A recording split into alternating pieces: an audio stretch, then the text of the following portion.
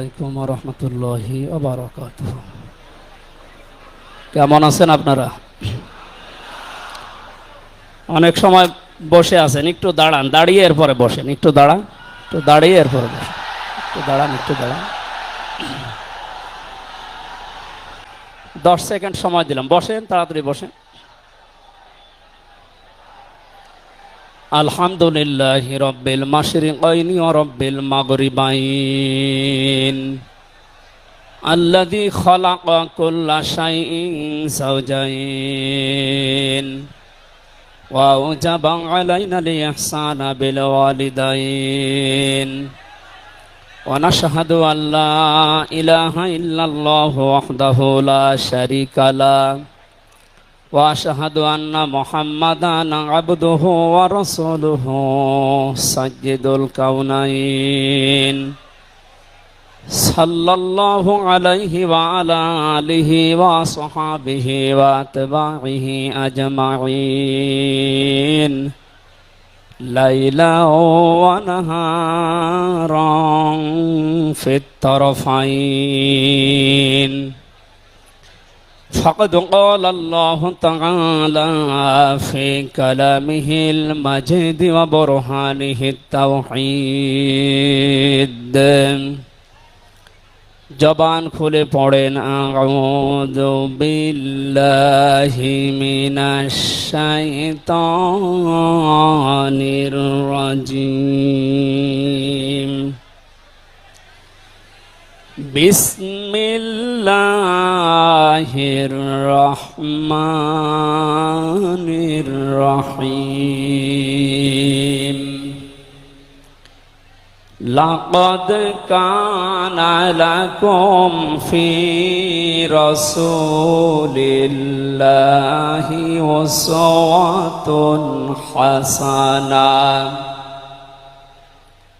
أسوة حسنة لمن كان يرجو الله واليوم الآخر وذكر الله كثيرا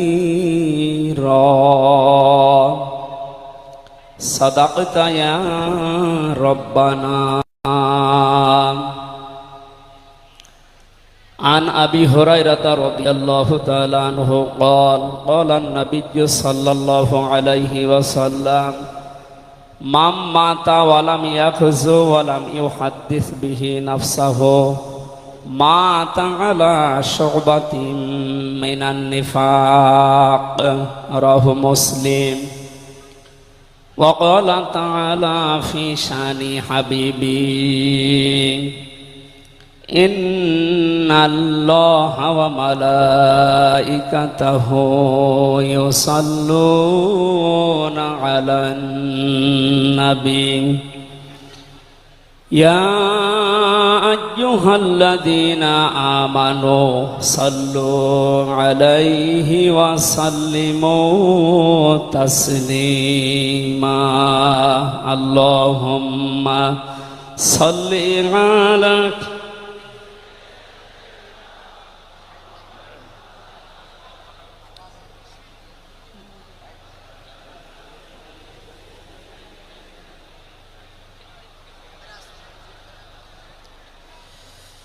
আলহামদুলিল্লাহ। জাতীয় সিরাত উদযাপন কমিটি ঐতিহাসিক সরোয়ার্দী উদ্যান ঢাকা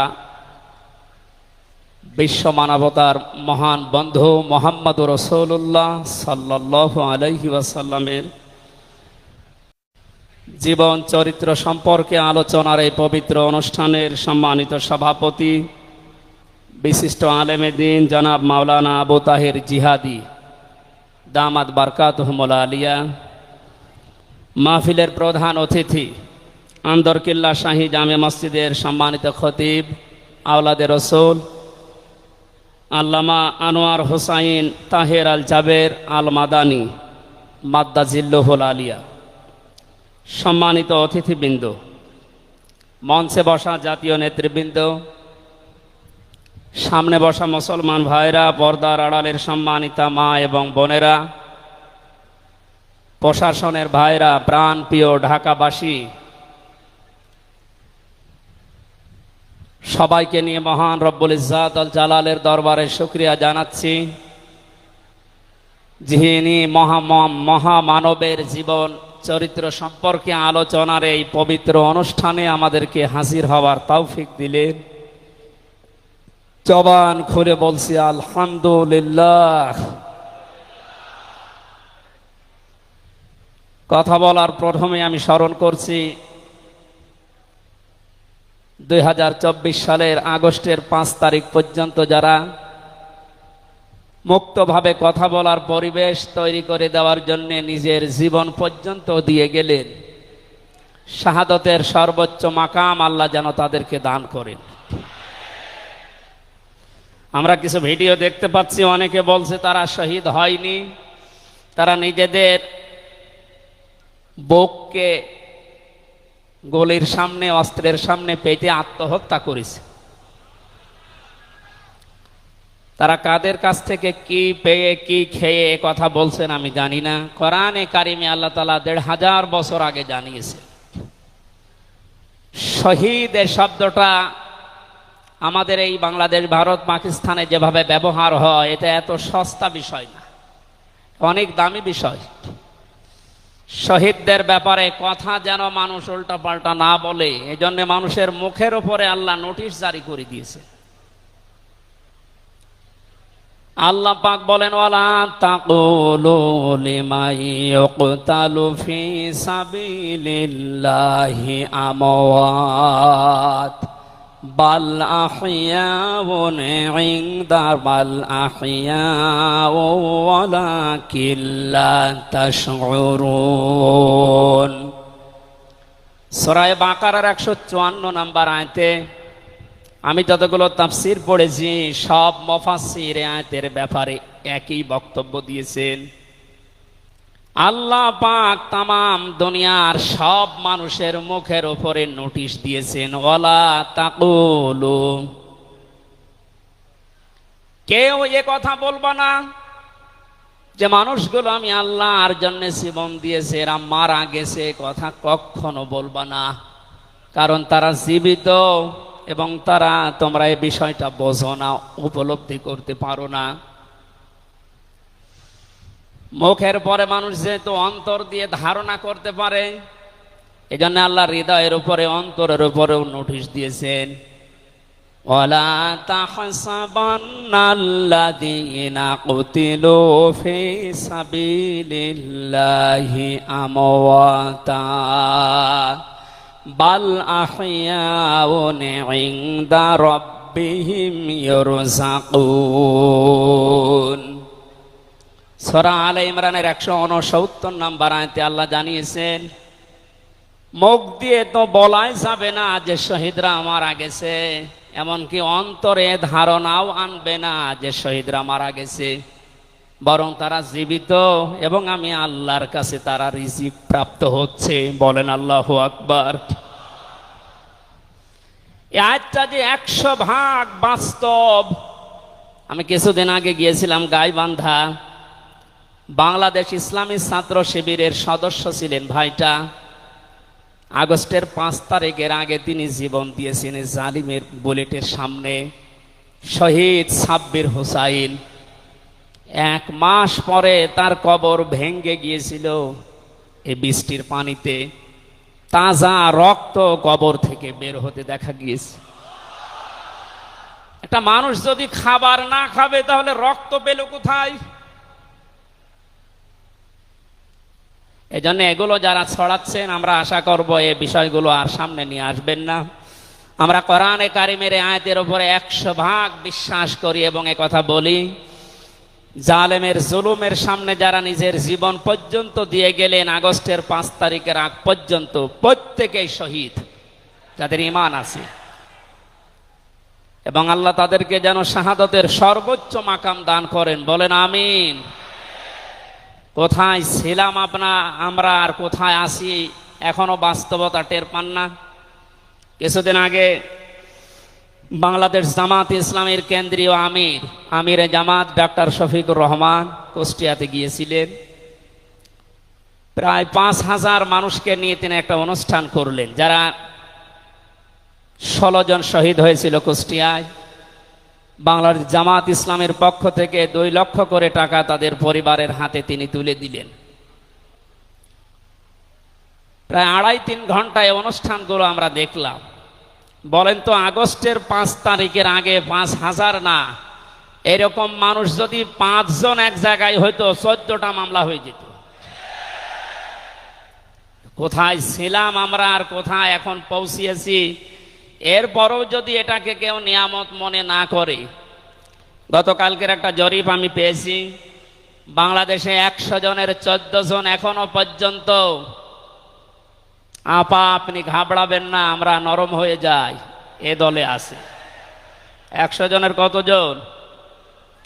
100 জনের 28 জন এখনো পর্যন্ত থালা নেওয়ার জন্য খুব তাড়াতাড়ি করছে। আমি নাম নাই নিলাম। আনন্দের বিষয়, 100 জনের 58 জন মানুষ এখন চাচ্ছে এদেশে আল্লাহর বিধান দিয়ে জমিনটা চলুক। আগস্টের 5 তারিখ খুব বেশি দিন যায়নি।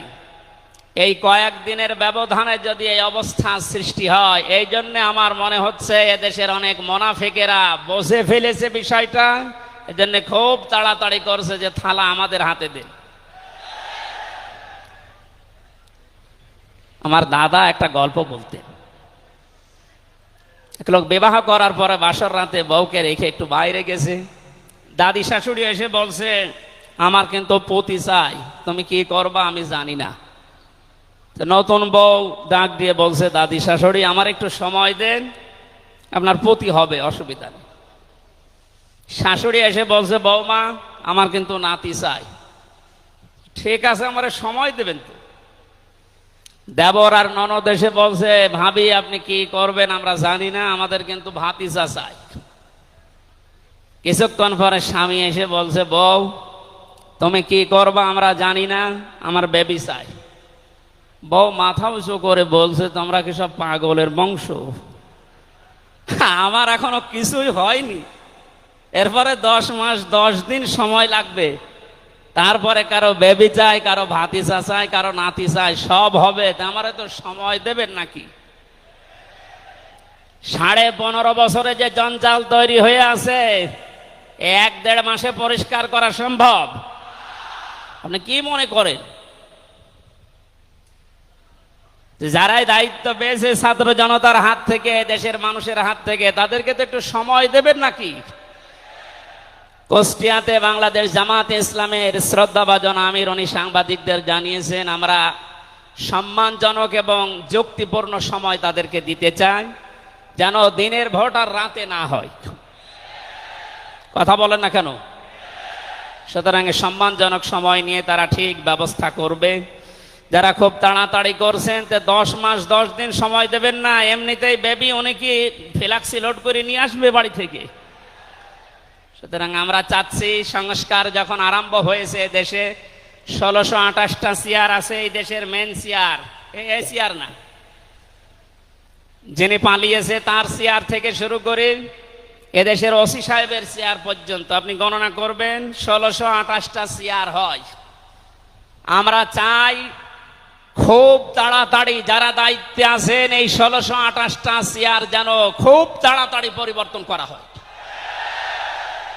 কারণ এগুলো সব ওই জালেমদের দোষ। এগুলো পাল্টিয়ে বৈষম্যের শিকার হয়ে 15.5 বছর যারা ওএসডি হয়েছিলেন, যারা নিজেদের চেয়ার পর্যন্ত পৌঁছাতে পারে নাই, আমরা চাই তাদেরকে এই সমস্ত জায়গাগুলোতে দেওয়া হোক। জালেমদেরকে আল্লাহ হেদায়েত দেয় না, তার বাস্তব প্রমাণ কালকের একটা কল রেকর্ড। একজনের জন্মদিন নাকি গোপালগঞ্জে পালন করতে দেয়নি এক ওসি সাহেব, এই জন্য বাইরের দেশ থেকে তাকে হুমকি দিচ্ছে যে তার নাম লিস্ট করে রাখো, আমি যদি কোনোদিন আসি তার খবর কর। আমি কথাটা শোনার পরে মিলালাম, আল্লাহু লা ইয়াহদিল কওমাজ জালিমিন। আল্লাহ যে ইহদি দিয়েছেন মোজারে, বর্তমান ভবিষ্যৎ, প্রেজেন্ট ফিউচার, আল্লাহ তাআলা জানিয়েছেন যে আমি জালেমদেরকে হেদায়েত দিচ্ছি না, দেবও না। কালকের কল রেকর্ড শোনার পরে আমার মনে হচ্ছে ওনার কপালে হেদায়েত নেই এবং আল্লাহ দেবেও না। নয়তো এত কিছু হওয়ার পরেও এই লোকটা হুমকি দিতে পারে, আপনার বিশ্বাস হয়? হেদায়েত চাই না, কারণ আমরা হেদায়েত চাইলেও আল্লাহ দেবেন না। জালেমদের হেদায়েত দেবেন না, আল্লাহ নিজে জানিয়েছেন।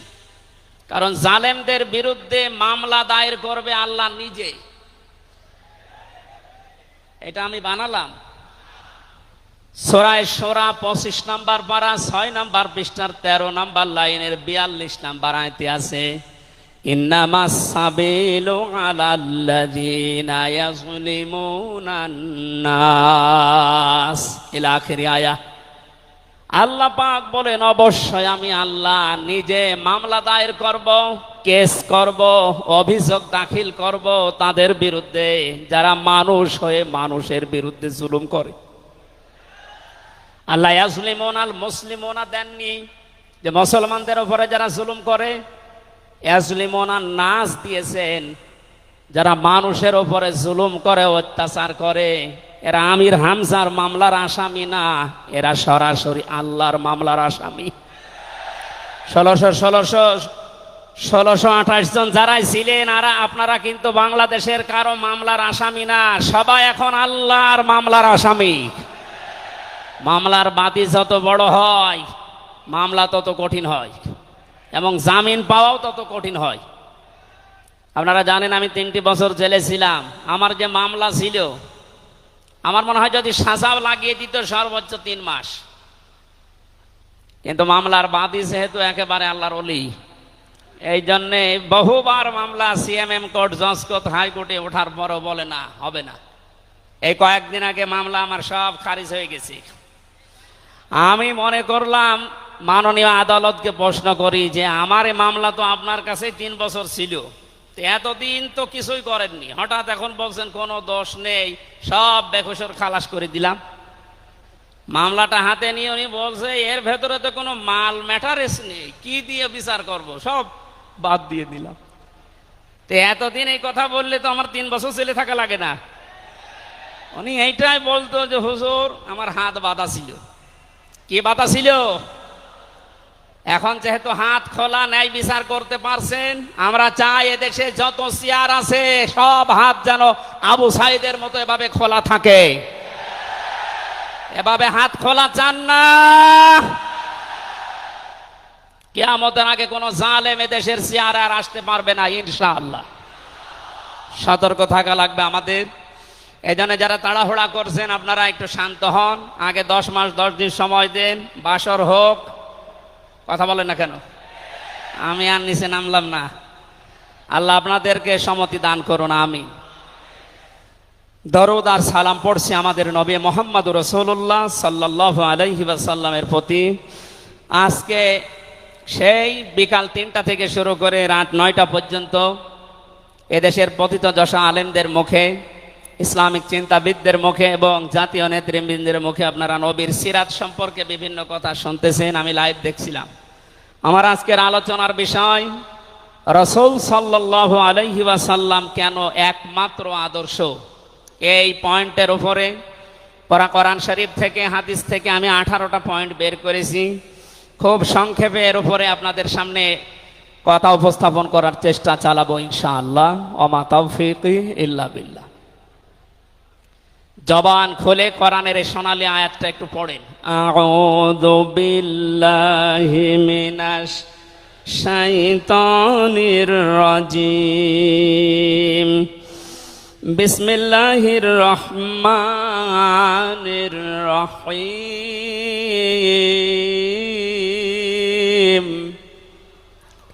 লাকাদ কানা লাকুম ফি রাসূলিল্লাহি উসওয়াতুন হাসানাহ। সাদাকতা ইয়া রাব্বানা। সূরা আহজাব 21 নম্বর আয়াতের প্রথম অংশ আমরা তেলাওয়াত করলাম। আমার আলোচনার বিষয় হচ্ছে বিশ্বনবী কেন একমাত্র আদর্শ। এ পৃথিবীতে বহু মানুষকে আমরা আদর্শের সৈনিক হওয়ার ঘোষণা দিতে শুনি।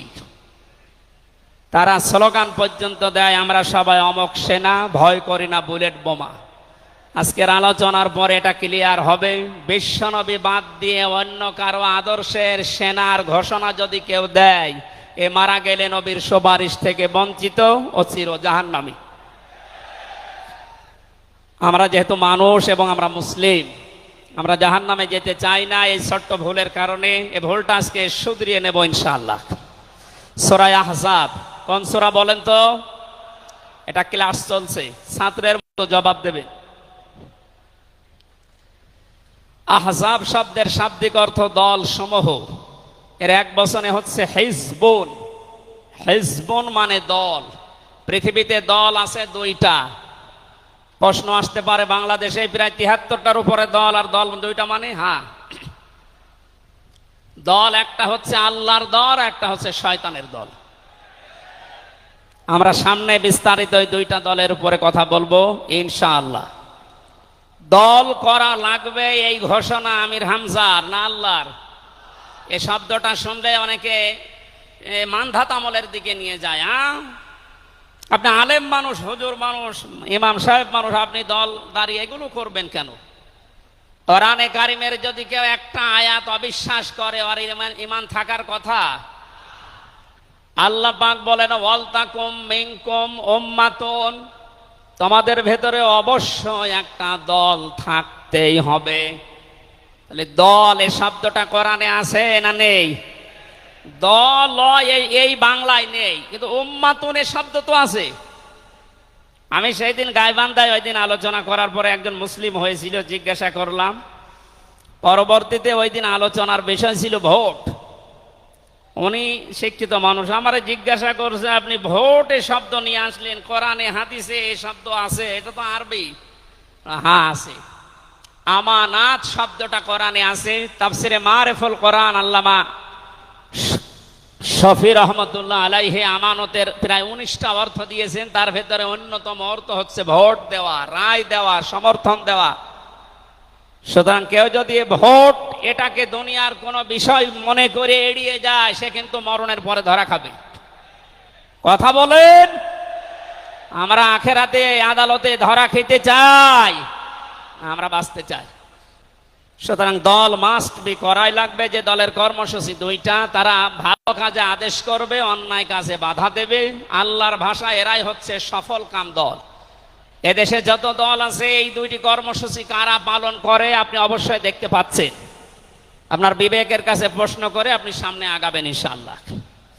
তাহলে নবীজি আমাদের জন্য একমাত্র আদর্শ কেন? এর এক নম্বরে আমি পেয়েছি তার জীবনটা আমাদের কাছে পরিষ্কার। এই কারণে পৃথিবীতে আমরা যত নেতা নেত্রীকে মেনে চলতে দেখি, যে কোনো রাজনৈতিক দলের নেতা নেত্রী আপনি হন, ওই রাজনৈতিক দলে যাকে মানেন তার চরিত্র জীবন আপনার কাছে কিন্তু পরিষ্কার না। কথা বলে না কেন? আমি নাম ধরেই বলছি, আওয়ামী লীগ যারা করতেন, এখন আওয়ামী লীগ দেশে আছে কিনা আমি জানি না, আছে বললাম ওই যে 14%, ওরাও এখনো পর্যন্ত তওবা করে ফিরে আসার চেষ্টায় আছে। আল্লাহ যেন তাদেরকে তাওফিক দেন। আর যদি হেদায়েত না থাকে দোয়া করেও তো হবে না, আল্লাহ যেন তাদেরকে মায়ের কাছে পাঠিয়ে দেন। একটু আস্তে বলেন ভাই, এটা জোরে বলার দরকার নেই।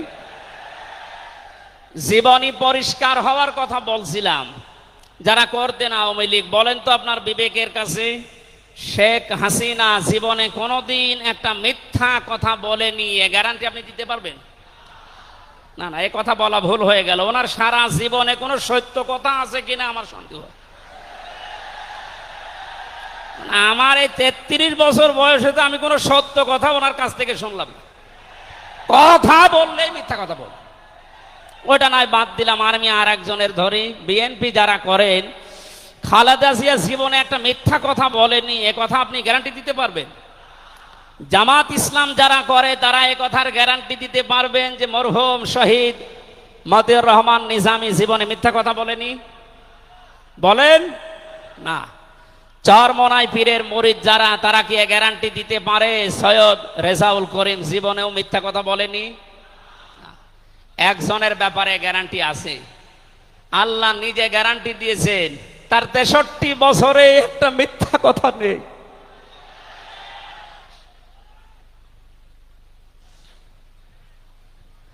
এই জন্য বিশ্বনবী আমাদের একমাত্র আদর্শ হওয়ার কারণ এই যে জীবনে 63 বছরে একটাও মিথ্যা কথা বলেননি। জোরে বলেন আল্লাহু আকবার। এটা যে কত বড় বিষয় আপনি চিন্তা করলে আপনি চিন্তার রেখা শেষ করতে পারবেন না। আমাদের দিনের ভেতরে 24 ঘন্টায় কত মিথ্যা আসে, আর তারপর 63 বছরের জীবনে একটা মিথ্যা কথা তিনি বলেননি। 2 নম্বরে পেয়েছি আমি, তিনি উন্নত চরিত্রের অধিকারী ছিলেন। এমন চরিত্র আল্লাহ তাকে দিয়েছিলেন। আমি 3 জন নবীর নাম পেয়েছি, আল্লাহর নামের সাথে তাদের নাম আল্লাহ মিলিয়ে দিয়েছেন। হযরত ইসমাঈল আলাইহিস সালামকে আল্লাহ ডাক দিয়েছিলেন গোলামিন হালিম, আমার সহনশীল বান্দা। হযরত ইসহাক নবীকে আল্লাহ বলেছিলেন গোলামিন আলিম, আমার জ্ঞানী বান্দা। আর মুহাম্মদুর রাসূলুল্লাহকে আল্লাহ ডাক দিয়েছেন ওয়া ইন্নাকা লাআলা খুলুকিন আযীম। জোরে বলেন আল্লাহু আকবার। বৃষ্টি হচ্ছে না বাইরে? এখানে ওঠাউঠি করেন কেন? বসেন বসেন।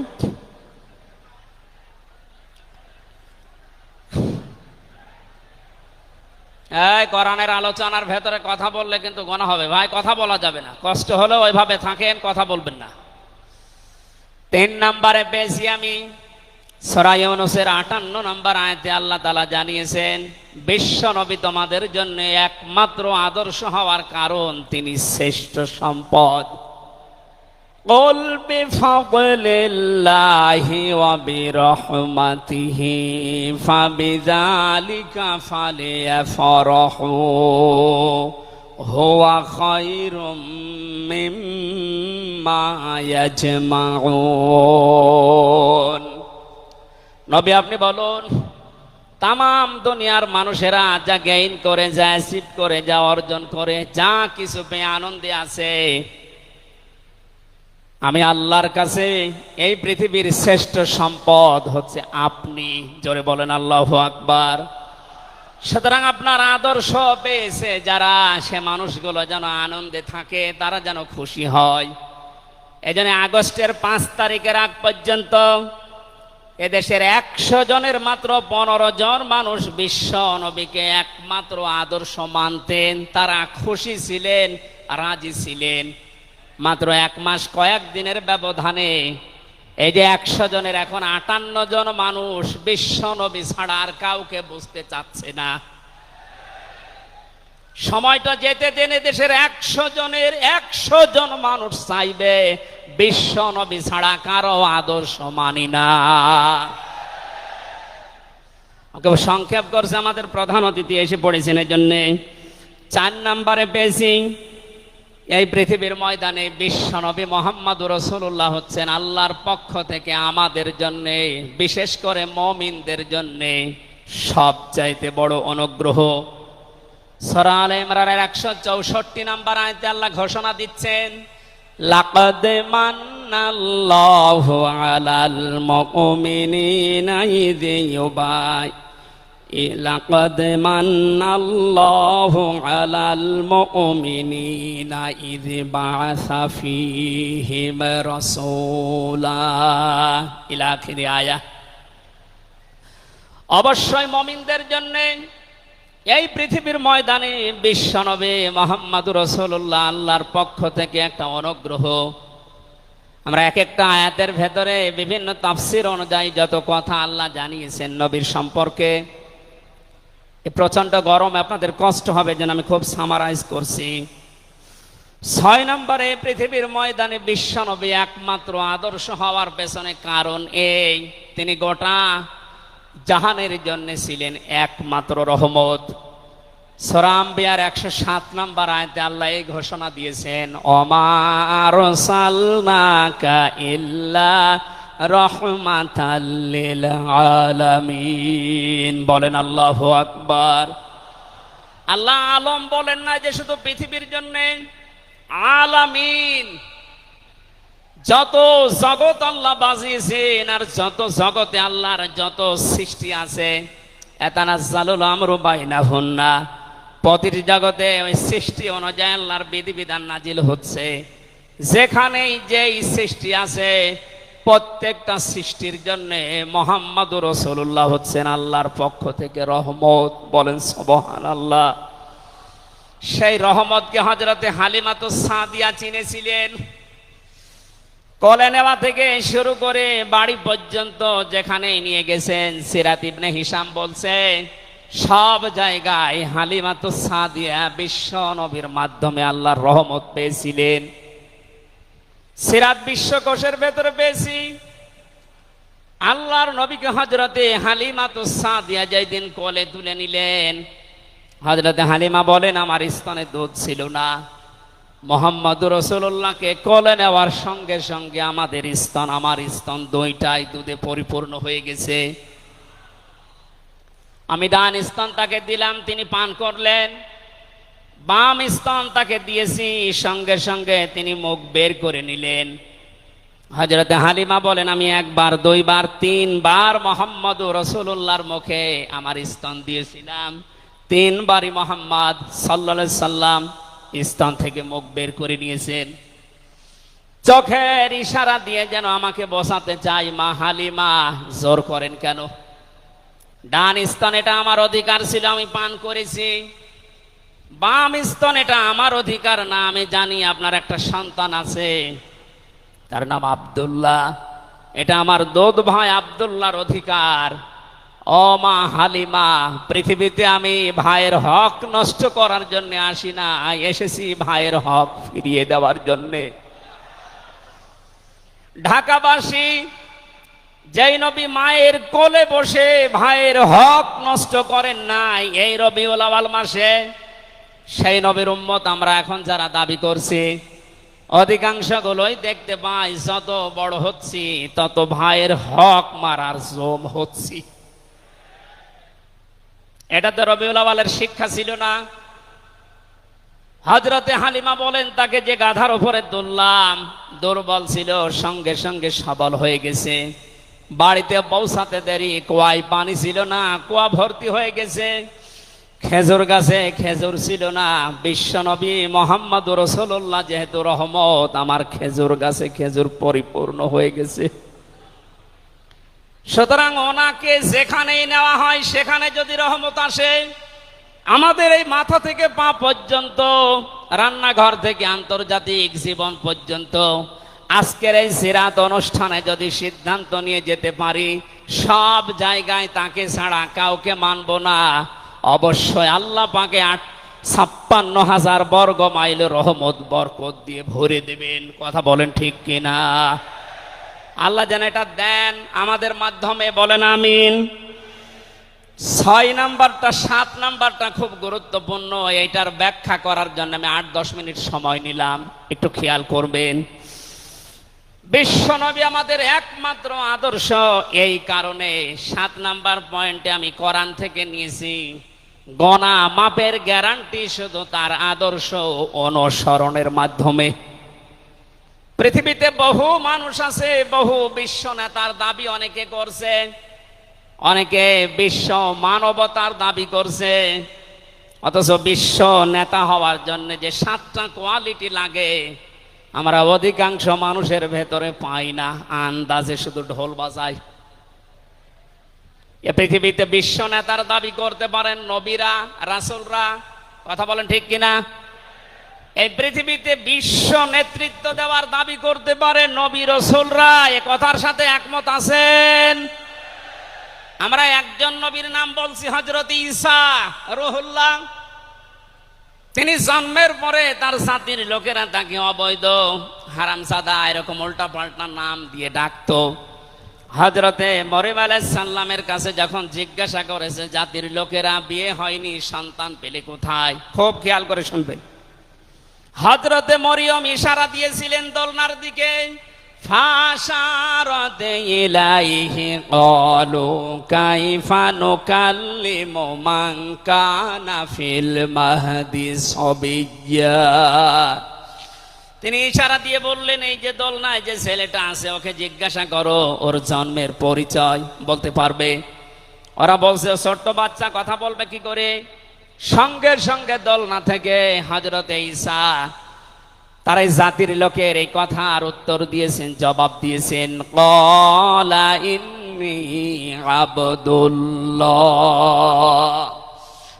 আতানিয়াল কিতাবা ওয়া জাআলানি নাবিয়্যা ওয়া জাআলানি মুবারাকান আইনামা কুনতু ওয়া আওসানি বিস-সালাতি ওয়াজ-যাকাতি মা দুমতু হাইয়্যা। বলেন আল্লাহু আকবার। দলনা থেকে হযরত ঈসা বললেন, আমি অবৈধ সন্তান না, আমি জারজ না, আমি আল্লাহর বান্দা। আল্লাহ পাক আমাকে জামানায় নবী করে পাঠিয়েছেন এবং আমাকে সামনে কিতাব দেবেন। আমাকে তিনি ওসিয়ত করেছেন, আদেশ দিয়েছেন আমি যেন সালাত আদায় করি, যাকাত আদায় করি যতদিন আমি জীবিত আছি। আমার মায়ের সাথে যেন আমি ভালো ব্যবহার করি। এখানে কয়েকটা পয়েন্টের দিকে তাকান। হযরতে ঈসা তিনি নিজের পরিচয় দিতে গিয়ে প্রথমে বললেন, আমি আব্দুল্লাহ, আল্লাহর বান্দা। আল্লাহ আমাকে জামানার নবী করে পাঠিয়েছেন এবং কিতাব সামনে আমাকে দেবেন। আজ পৃথিবীর ময়দানে যারা বিশ্ব নেতা হওয়ার কথা জানায়, যাদেরকে দাবি করা হয়, দেখেন তো এ মানুষগুলোর বাবা এক ধর্মের, মা আর এক ধর্মের। জন্ম আপনার আগে বৈধ হওয়া লাগবে, এরপরে বিশ্ব নেতা। যে 7টা পয়েন্ট আছে আয়াতের তাফসিরে, অত জোরে বলার দরকার নেই, আপনি বুঝলেই হবে। বিশ্ব নেতা হওয়ার জন্য প্রথম কোয়ালিটি থাকবে, আপনার জন্ম হওয়া লাগবে বৈধ।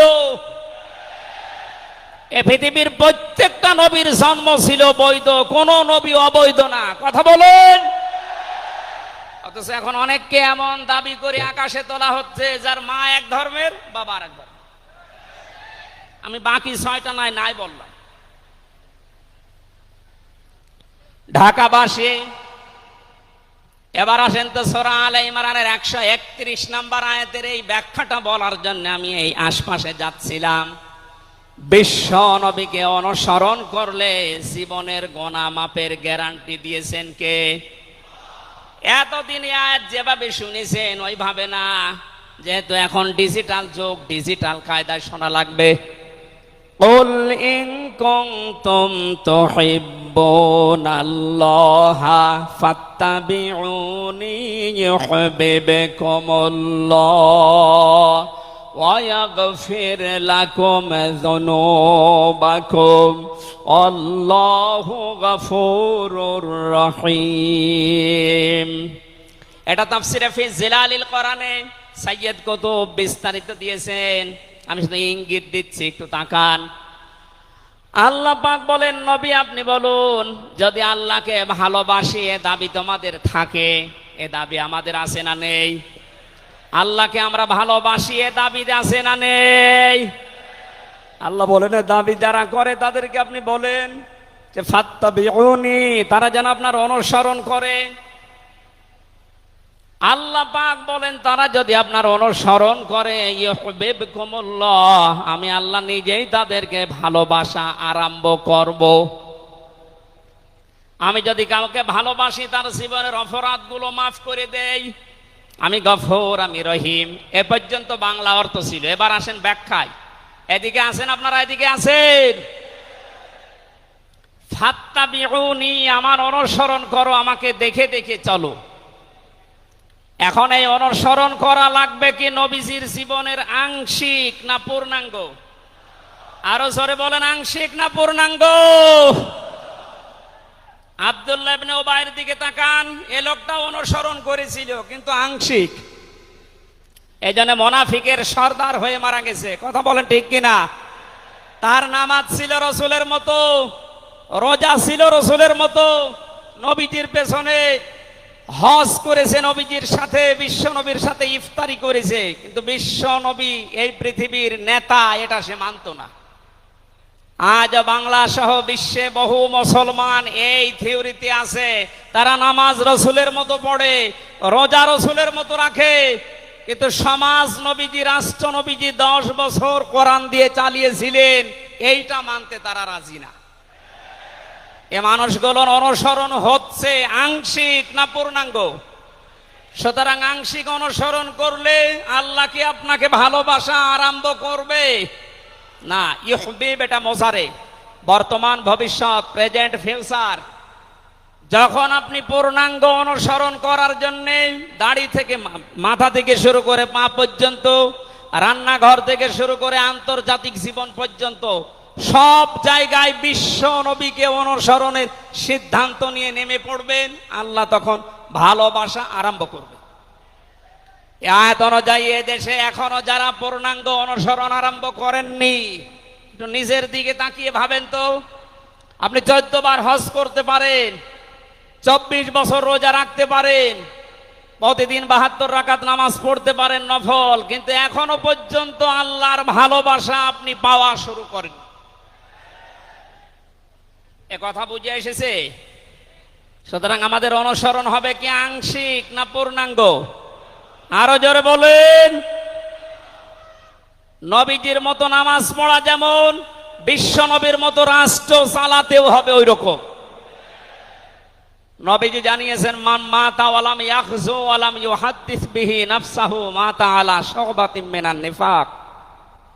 যে লোকটা মরে গেল কিন্তু তার এই চিন্তা ভাবনা ছিল না যে জমিন আল্লাহর কোরআন দিয়ে চলুক, এই লোকটা মুনাফিক হয়ে মরবে, কেউ তাকে বাঁচাতে পারবে না।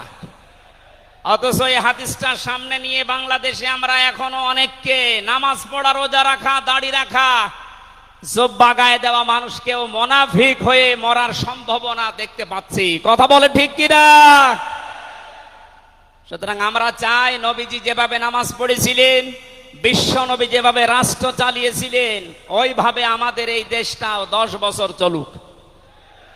আমিরে জামাত ডাক্তার শফিকুর রহমান কয়েকদিন আগে ঘোষণা দিয়েছেন, 15 বছর লাগবে না, মাত্র 10টা বছর আমাদের হাতে দেন, আমরা গ্যারান্টি দিতে পারি এ দেশের মানুষকে। 9টা পয়েন্ট ওখানে উনি দিয়েছেন, সবগুলোর বাস্তবায়ন করে এই 16 কোটি মানুষকে উনি দেখাবেন। এটাকে আজ অনেকে রাজনীতি মনে করে উল্টাপাল্টা দিকে নিয়ে যাচ্ছেন।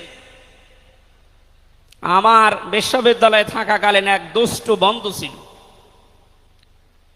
10 বছর নবী কোরআন দিয়ে রাষ্ট্র চালিয়ে বলতে পেরেছিলেন, খায়রুল কুরুনি করনি, আমার যুগ শ্রেষ্ঠ যুগ।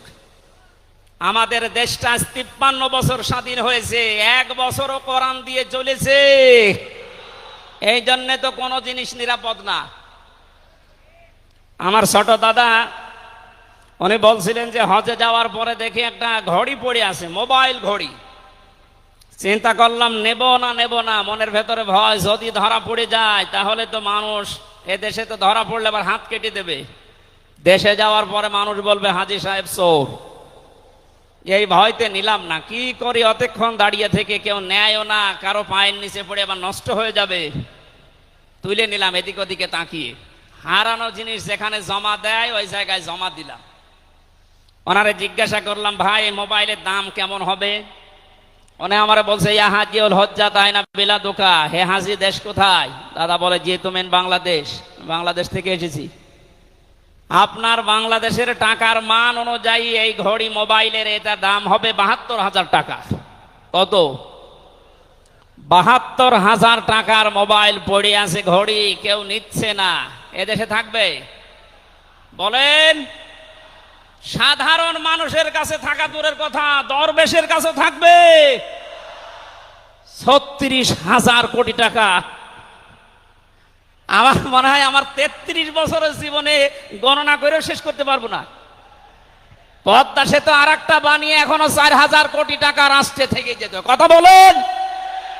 দরবেশ যদি এই করে, যেগুলো ধরবেশ ওগুলোর চরিত্র কি বলেন? এই জন্য এই বন্ধুটা আমারে বলছিল, আমির হামজা, আমি কুষ্টিয়া থেকে যাচ্ছিলাম ঢাকাতে, একটা নর্মাল কোচে চড়ে হঠাৎ আমার পেটে গন্ডগোল। সিরাজগঞ্জ রোড পার হওয়ার পর ড্রাইভারকে বললাম যে ভাই একটু দাঁড়ান, আমি নেমে যাব, আমার পেটে গন্ডগোল। ড্রাইভার বলছে গাড়ি থামবে না, একেবারে জায়গা মতো থামবে। আপনার যদি বেশি অসুবিধা হয় তো পেছনে সিট খালি আসে, বসে বসে আল্লাহ আল্লাহ করেন। বলছে আমার পেটে গন্ডগোল, একে আল্লাহ আল্লাহ থামে? পেছনে যে দেখি কয়েকটা সিট খালি পড়ে আছে, ওই যে পলিথিন দেয় বমি করার জন্য, একটা নিলাম। দুই সিটের মাঝে বসে ওই কাজ করলাম।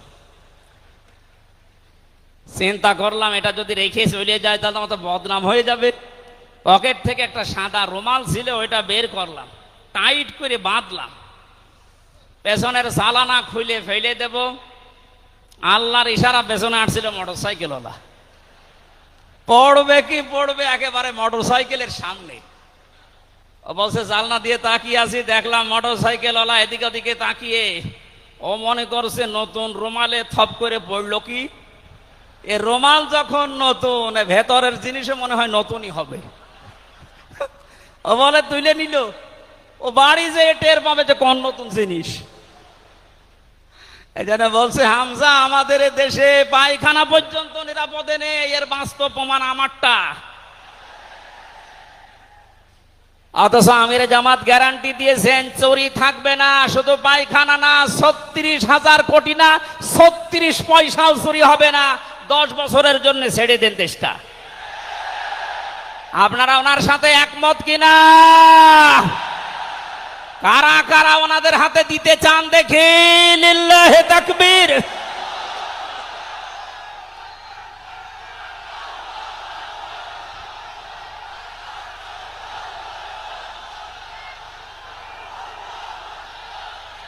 আলহামদুলিল্লাহ ভাই, এটা রেকর্ড হচ্ছে। এটা শুধু এই সামিয়ানার নিচে নেই, 18 কোটি মানুষ শুনতেছে। যারা এই ময়দানের থেকে হাত তোলা দেখে তারাও হাত তুলেছে। আমরা চাই এই হাত যেন আল্লাহর জন্য আপনারা তোলেন, মানুষকে দেখানোর জন্য না। সুতরাং আমরা যদি বিশ্ব নবী মোহাম্মদুর রাসূলুল্লাহর অনুসরণ আংশিক করি, আল্লাহর ভালোবাসা পাওয়া এখনো আমরা আরম্ভ করিনি। এই হিসাবে দেশের অনেক পীর, অনেক ইমাম, অনেক খতিব, অনেক আলেম, অনেক জনতা এখনো আল্লাহর ভালোবাসা পাওয়া আরম্ভ করেনি। গুনাহ মাফ, জান্নাত তো দূরের কথা। কারণ আল্লাহর ভালোবাসা যে পাওয়া আরম্ভ করবে, তার জীবনের গুনাহগুলো আল্লাহ মাফ করবে, তাকে জান্নাতে দেবে। সুতরাং রাসূলুল্লাহ আমাদের একমাত্র আদর্শ হওয়ার কারণেই তাকে অনুসরণ করলে এ গ্যারান্টি পাওয়া যায় যে জীবনের গুনাহ আল্লাহ মাফ করে দেন। জোরে বলেন সুবহানাল্লাহ। 9 নম্বরে পেয়েছি, বিশ্ব নবীর সাথে কেউ যদি বেয়াদবি করে তাহলে সে ধ্বংস হয়ে যাবে। আপনি তাকান, তার আপন চাচা আবু লাহাব, এটা যদি সিরাতুন নবী মাহফিল, আমাদের ঢাকাতে এগুলো হয়তো নেই, এগুলো চট্টগ্রাম আর সিলেট বিভাগে বেশি পাওয়া যায়। রবিউল আউয়াল মাস আজকে শেষ, এ মাস আসলেই অনেককে দেখি নবীর জন্ম নিয়ে, নবীর মিলাদ নিয়ে আনন্দে আত্মহারা হয়ে যায়। পরিষ্কার ভাষায় বলছি, বাংলার মানুষেরা নবীর মহাব্বত, নবীর ভালোবাসা মাস্ট বি লাগবেই।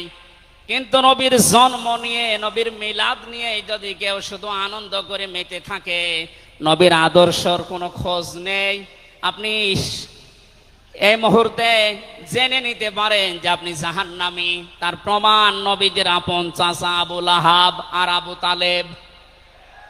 এই দুইজন চাচা নবীর আদর্শ পেয়ে খুশি ছিল না, তারা নবীর জন্ম পেয়ে খুশি ছিল। নবীর মিলাদে, নবীর জন্মে তারা এত খুশি হয়েছিল, আবু লাহাব নিজের কাজের মেয়েকে পর্যন্ত আজাদ করে দিয়েছিল। আবু তালিব নিজের সন্তান হযরতে আলীকেও কাছে রাখতো না।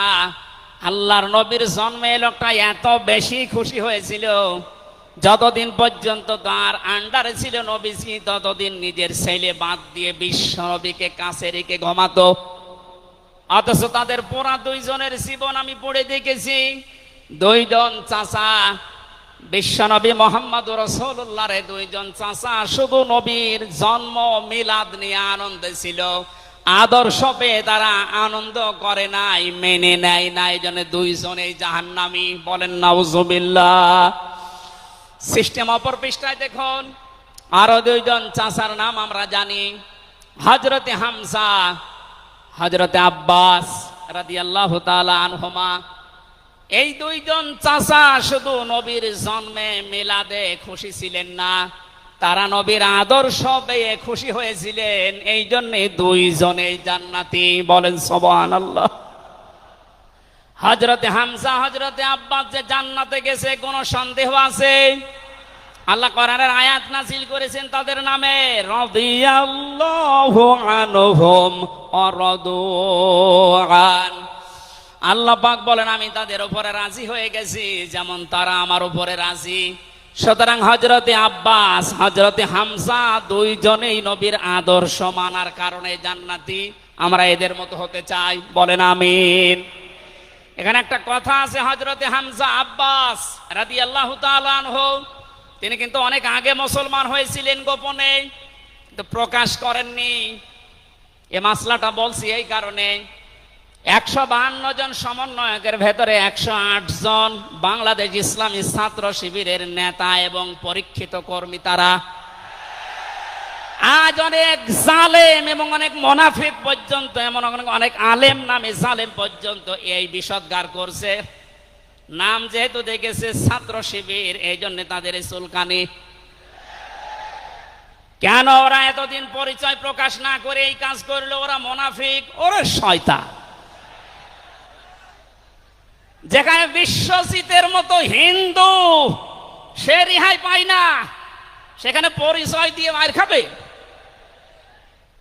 সুতরাং সাদিক সাহেব এবং এস.এম. ফরহাদ ভাই সহ যারা পরিচয় গোপন করে এই জালেমের বিদায়ের জন্য এই বিপ্লব আমাদেরকে এনে দিয়েছেন, তাদেরকে প্রত্যেক থানায়, জেলায়, রাজধানীতে সংবর্ধনা দেওয়া দরকার। তারা এটা এমনিতেই করে নাই, তারা হযরতে আব্বাসের জীবন থেকে করেছে। অথচ হযরত আব্বাস রাসূলের বিরুদ্ধে বদরের ময়দানে বিরুদ্ধে যুদ্ধ করার জন্য আবু জাহেলের পক্ষ নিয়ে গিয়েছিল, অথচ তিনি ওই সময় মুসলমান। তার মানে নিজের পরিচয় গোপন করে বাস্তবতার নিরিখে স্থান কাল পাত্র বেদে একটা কৌশল, এটা একটা হেকমা। ও জীবনে কোরআনই পড়ে নাই, হাদিস পড়ে নাই, ও ফতোয়া দিচ্ছে যে এ হচ্ছে মুনাফিক। এই জন্য ওনারা যা করেছে, আমি এখানে 9টা পয়েন্ট এনেছিলাম। সাদিক সাহেব ভাই সহ, এস.এম. ফরহাদ ভাই সহ 108 জন যা করেছে, সব নবীদের থেকে, নবীর মাদের থেকে, নবীর সাহাবীদের থেকে, নবীদের চাচার থেকে শিক্ষা নিয়ে এই হেকমতটা অবলম্বন করেছে। আল্লাহ তাদেরকে যেন সর্বোচ্চ মাকাম দান করেন, বলেন আমিন। আসতেছে মেহমান। বেয়াদবি করলে যে মানুষের জীবন ধ্বংস হয়ে যায় রাসূলের সাথে, তার প্রমাণ পেয়েছি নবীজের চাচা আবু লাহাবের জীবন থেকে। বিশ্ব নবী যখন সাফা মারওয়া এই পাহাড়ের উপরে উঠে দাওয়াত দিচ্ছিলেন, এই লোকটা ডাক দিয়ে বলেছে, তাব্বালাকা আলিহাযা জামাতানা ইয়া মুহাম্মদ, হে মুহাম্মদ তুমি ধ্বংস হয়ে যাও। তাফসীরের কিতাবে সূরা লাহাবের তাফসীরে পড়েছে, আবু লাহাব মুহাম্মদুর রাসূলুল্লাহকে শুধু ধ্বংস হয়ে যা এ কথা বলে নাই। সামনে একটা পাথর ছিল, পাথরটা হাতে নিয়ে নবীজির দিকে এভাবে নিক্ষেপ করেছিল। ঢাকাবাসী খুব খেয়াল করে শোনেন, এখানে আমার 2টা পয়েন্ট আছে। আবু লাহাব 1500 বছর আগে মুহাম্মদুর রাসূলুল্লাহর দিকে যে পাথর নিক্ষেপ করেছিল, তাফসীরে ফি জিলালিল কোরআন মুফাসসির লিখেছেন সাইয়্যিদ কুতুব, যে নবীজির সামনে পাথরটা পড়েছিল, নবীজির শরীরে লাগে নাই। আল্লাহ পাক সঙ্গে সঙ্গে তার জন্য কোরআনের আয়াত নাযিল করলেন, শুধু এই হাতের জন্য না, তাব্বাত ইয়াদা আবি লাহাবি ওয়া তাব। ইয়াদানে ছিল শব্দটা, ইয়াদাদি বচন আল্লাহ দিয়েছেন, অথচ আবু লাহাব পাথর নিক্ষেপ করেছিল কয় হাত দিয়ে? আরো জোরে আরেকবার বলেন। আল্লাহ যে তার 2 হাতই ধ্বংস করে দিলেন।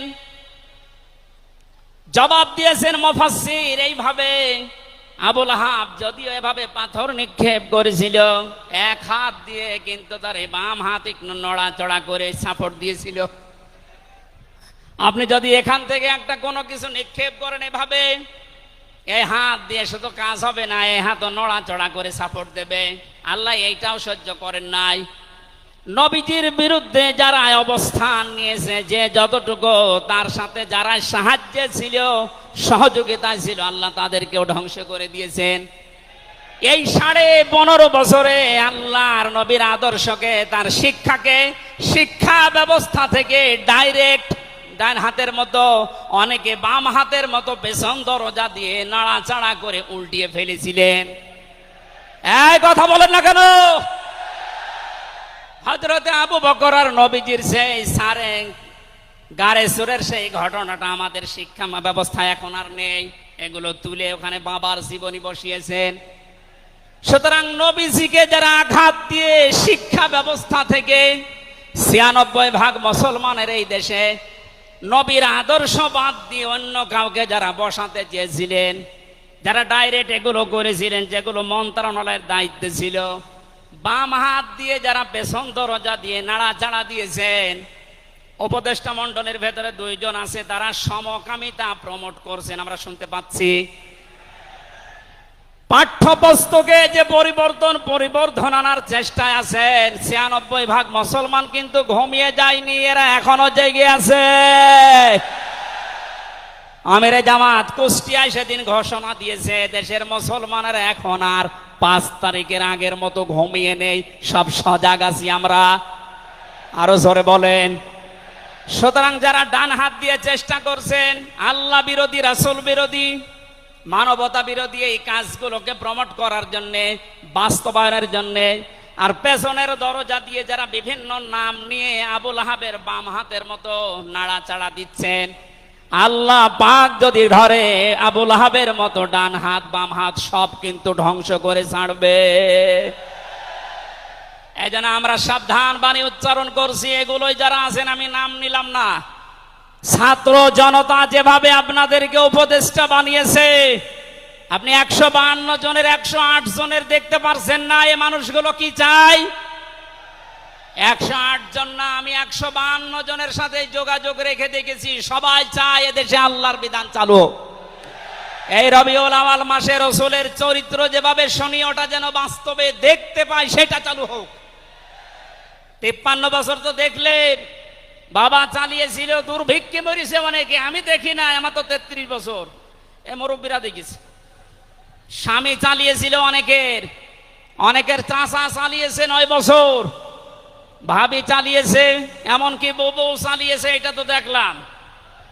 এখন শুধুমাত্র কোরআন দিয়ে চললে, নবীর আদর্শ দিয়ে চললে দেশটা কেমন দেখা যায় এটা দেখতে বাকি আছে।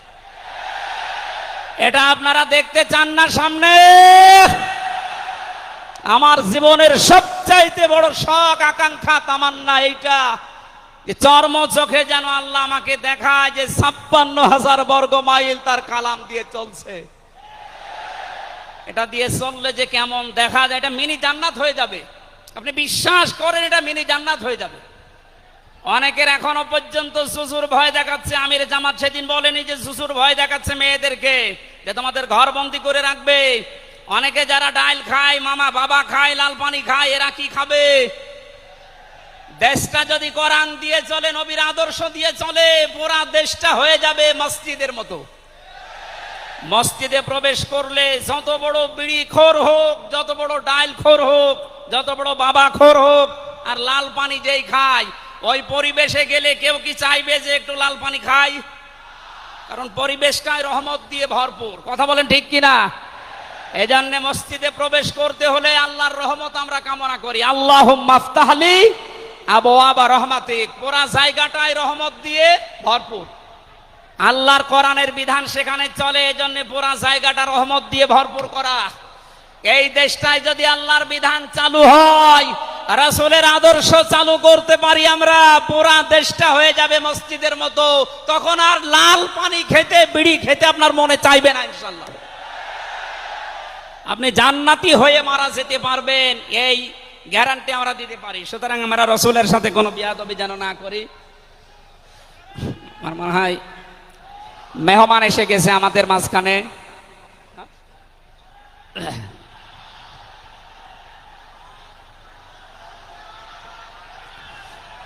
লিল্লাহে তাকবীর। আওলাদে রাসূলের আগমন, আওলাদে রাসূলের আগমন। আমাদের মাহফিলের প্রধান অতিথি আওলাদে রাসূল আল্লামা আনোয়ার হোসাইন তাহের আল জাবেরি আল মাদানী মাদ্দাজিল্লুহুল আলী আমাদের মাঝে এসে গেছেন। আমরা যে প্রচন্ড গরমে আপনারা কষ্ট পাচ্ছেন এবং উনি যেহেতু এসে গেছে এখন আর কথা বলা মনে হয়